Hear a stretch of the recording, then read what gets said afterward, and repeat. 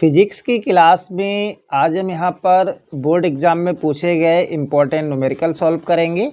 तो देखो पहला न्यूमेरिकल लिया है हमने कि न्यूनतम विचलन अवस्था में एक प्रकाश किरण एक समकोणिक प्रिज्म पर इस प्रकार आपतित होती है कि आपतन कोण प्रिज्म कोण का 3/4 है। तो न्यूनतम विचलन कोण ज्ञात कीजिए। तो देखो इस प्रश्न में आपको क्या दिया है, आपसे कह रहा है कि आपतन कोण प्रिज्म कोण का 3/4 है। यानी कि आपतन कोण क्या होता है, आई होता है, और आई जो है वो प्रिज्म कोण का 3/4 है, और ए क्या है यहाँ पर प्रिज्म कोण है। यानी कि आई बराबर दिया है 3a/4। क्वेश्चन में कह रहा है न्यूनतम विचलन कोण ज्ञात कीजिए, और न्यूनतम विचलन कोण क्या होता है, डेल एम।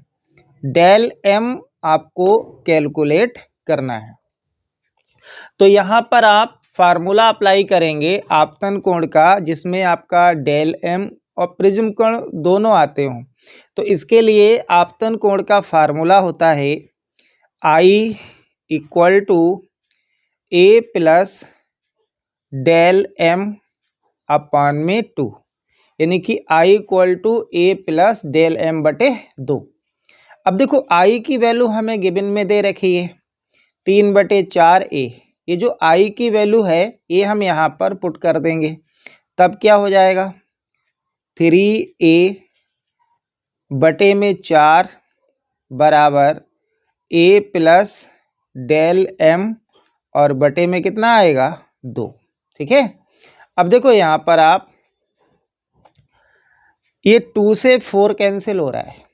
ठीक है, तो ये 2 जा 4 होता है।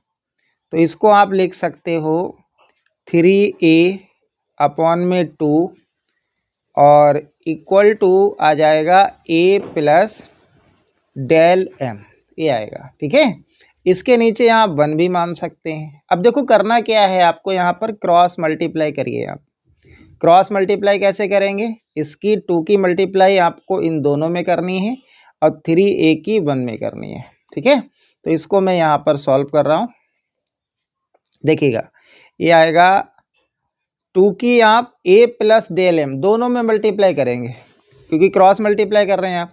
तो 2a ये आ जाएगा आपका 2a प्लस 2 डेल एम बराबर क्या आएगा, देखो 3a इंटू 1 कितना आएगा 3a आएगा। अब यहाँ से आपका जो 2a है इसको हम बराबर के इधर लाएंगे, चूँकि ये प्लस का है, इधर आएगा तो किसका होगा माइनस का हो जाएगा। तो 2 डेल एम इक्वल टू आएगा 3a माइनस का 2a। अब देखो यहाँ 3a में से हमें 2a माइनस करना है, तो क्या बचेगा a बचेगा, और यहाँ पर क्या है 2 डेल एम। कैलकुलेट क्या करना है, हमें डेल एम निकालना है। तो यहाँ से डेल एम यानी कि न्यूनतम विचलन कोण कितना आ जाएगा a/2। न्यूनतम विचलन कोण आ जाएगा आपका a/2, और a क्या है प्रिज्म कोण है। ये इस क्वेश्चन का आंसर हो जाएगा। ठीक है, अब देखो यहाँ पर हम लोग अगला क्वेश्चन सॉल्व करेंगे। अगला क्वेश्चन है आपका, कह रहा है कांच के एक प्रिज्म का प्रिज्म कोण 60 डिग्री है तथा अल्पतम विचलन कोण 30 डिग्री है। कांच का अपवर्तनांक ज्ञात कीजिए। ये क्वेश्चन आपका 2023 में पूछा भी गया है, उससे पहले भी 2 बार पूछा जा चुका है। तो देखो यहाँ पर आपको जो दिया है गिवन में है, पहले आप वो लिखिए। तो कह रहा है एक प्रिज्म का प्रिज्म कोण 60 डिग्री है, और प्रिज्म कोण को किससे डिनोट करते हैं ए से। तो ए दिया है आपको 60 डिग्री, और कह रहा है अल्पतम विचलन कोण 30 डिग्री है, यानी कि डेल एम दिया है आपको 30 डिग्री। आपसे कह रहा है कांच का अपवर्तनांक ज्ञात कीजिए, यानी कि आपको एन निकालना है, N equal to question mark. तो प्रिज्म के पदार्थ के अपवर्तनांक का आप सूत्र लगा दीजिए, और ये क्या होता है एन बराबर होता है sine a plus del M बटे में 2 और इसके बटे में होता है साइन ए बटे 2। वैल्यू पुट करिए इसमें, वैल्यू देखो पुट करेंगे तो साइन ए कितना है, ए आपको दिया है 60 डिग्री और डेल एम कितना है 30 डिग्री, तो आएगा ये 60 प्लस 30 बटे में 2 और बटे में क्या है साइन ए बाई 2, ए कितना है 60 डिग्री यानी कि 60 बटे 2। इसको आप कैलकुलेट कर लेंगे। तो जब आप इसको कैलकुलेट करेंगे तो देखो ये आएगा साइन 60 और प्लस 30 ये 90 हो जाएगा और 90 बटे 2 तो ये कितना होगा साइन 45 डिग्री और डिवाइडेड बाय साइन 60/2 ये कितना हो जाएगा, ये हो जाएगा आपका 30 डिग्री। ठीक है, तो समझ में आ गया होगा। इसके आगे देखो हम लोग यहाँ पर सॉल्व करेंगे इसको, देखिएगा तो यहाँ से n आ जाएगा आपका साइन 45 डिग्री का मान क्या होता है, ये होता है 1/√2, तो ये आएगा 1/√2 और बटे में साइन 30 का मान क्या होता है 1/2 होता है। इसको हम लोग लिख सकते हैं n इक्वल टू 1/√2 और 1/2 को आप लिख सकते हैं 2/1।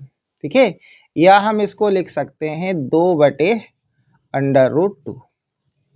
अब देखो यहाँ पर हम लोग क्या करेंगे, √2 से गुणा कर देंगे और भाग भी कर देंगे। देखो हम √2 से गुणा भी कर रहे हैं और भाग भी कर रहे हैं, तो इसकी जो वैल्यू है इस पर कोई इफेक्ट नहीं पड़ेगा, क्योंकि देखो ये √2 से √2 कैंसिल हो रहा है, फिर आपको वही मिल रहा है।